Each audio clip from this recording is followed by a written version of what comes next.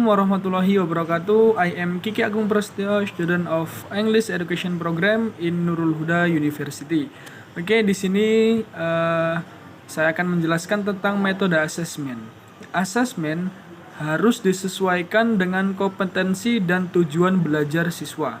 Asesmen harus dirancang secara adil, proporsional, valid, dan dapat dipercaya atau reliable.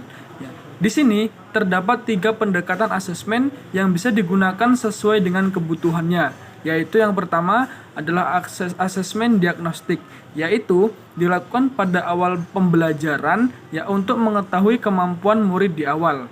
Yang kedua adalah asesmen formatif. Asesmen formatif terintegrasi dengan proses pembelajaran untuk melihat bagaimana kemajuan murid tersebut setelah dilakukan asesmen diagnostik tadi.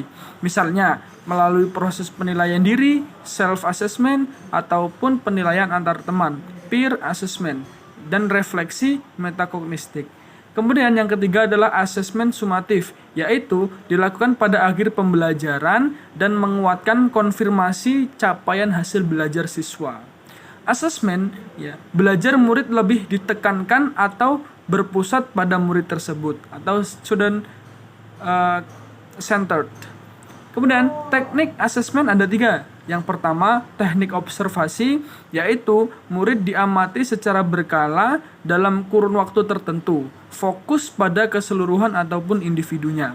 Kemudian yang kedua, teknik asesmen performa, yaitu memberikan keluasan pada murid untuk menentukan tugas dapat berupa presentasi, pidato, permainan olahraga, atau melakukan gerakan dan lain-lain. Dan juga dapat berupa penghasilan produk atau menghasilkan produk seperti halnya membuat karangan, brosur, dan lain-lain sebagainya. Ataupun juga membuat proyek atau portofolio. Kemudian tes lisan. Tes lisan digunakan untuk mengetahui pengetahuan murid terhadap suatu hal.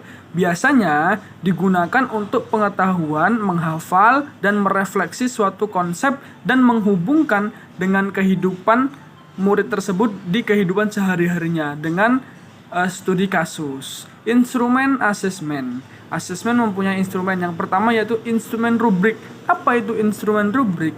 Instrumen rubrik yaitu pandangan yang dibuat untuk menilai dan mengevaluasi kualitas capaian murid dengan menggunakan rubrik ataupun skor tertentu. Ada 3 indikator. Setiap indikatornya dibuat masing-masing 4 kategori capaian. Kemudian masing-masing kategori capaian tersebut diisi dengan kriteria. Nah, kriteria inilah yang menjadi panduan guru dalam menilai pencapaian murid. Kemudian ini ada instrumen checklist, yaitu berupa daftar informasi dan data, ciri-ciri, karakteristik ataupun elemen yang dituju. Yang terakhir adalah lembar amatan, yaitu berisikan tentang catatan pengembangan kompetensi murid dalam sebuah mata pelajaran tertentu. Nah, inilah tentang metode asesmen yang bisa saya jelaskan pada kesempatan ini. Mungkin hanya ini saja yang dapat saya sampaikan. Assalamualaikum warahmatullahi wabarakatuh.